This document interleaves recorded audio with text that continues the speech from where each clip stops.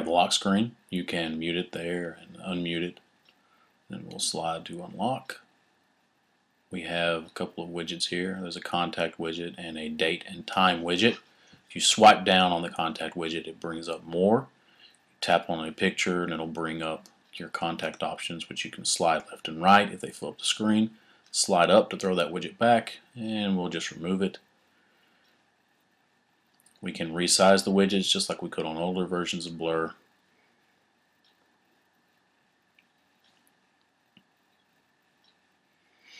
And they've added a little candy when you go from screen to screen with a three-dimensional type effect, moving the widgets around. Nothing special, but it's pretty, I guess. Here we have weather. Click on it and it will launch a weather app powered by AccuWeather, I do believe. And you can swipe left and right. If you have more than one city, it'll go to the next city. That's your bookmarks widget for your browser. We'll just remove that. Have a little shimmer. It's a news widget on the top there, but it's not got any articles in it. And then a Bluetooth widget. We have the calendar widget. Looks the same. It'll go up and down. You can scroll with that widget.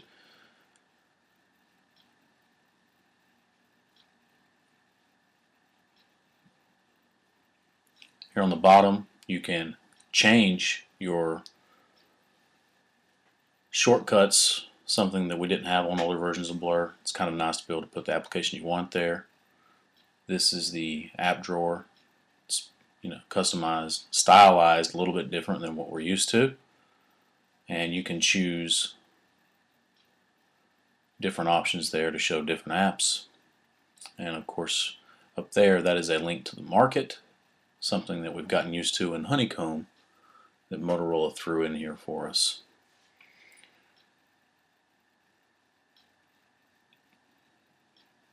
Here we have adding widgets. It looks the same. There's nothing different here.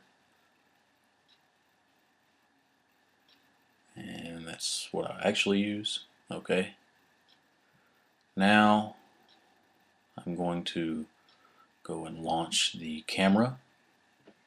Look at the software for the camera. This is going to be sideways. I apologize. My levels of sophistication are limited. So there's the camera. It is, you can see it's trying to pull up the location up there on top. The last picture is in the what would be the top left hand corner if the orientation was correct. I'm sitting in the dark as I do this, and that's why you're not actually getting anything at the moment. Okay, we just swapped it over to camcorder mode, and there's the settings. If you click the settings button, that slides out on its own. You can go through the settings, see some of your options. Here you can change what the pictures look like.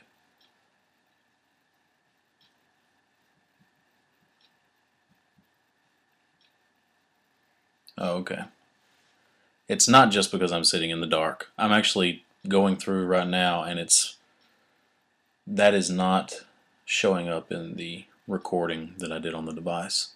So the camera's not working through this application, but so at this point you're just kind of seeing what's there and not really seeing the effect. And I just swapped to the front view of the camera by hitting that button just above the record button. So yeah, that part of the video didn't turn out like I wanted. Let's take a look at the gallery. You can see it's a little bit different. You want to be on social networks through your Motorola, the added in Motorola social network things to take full advantage of this.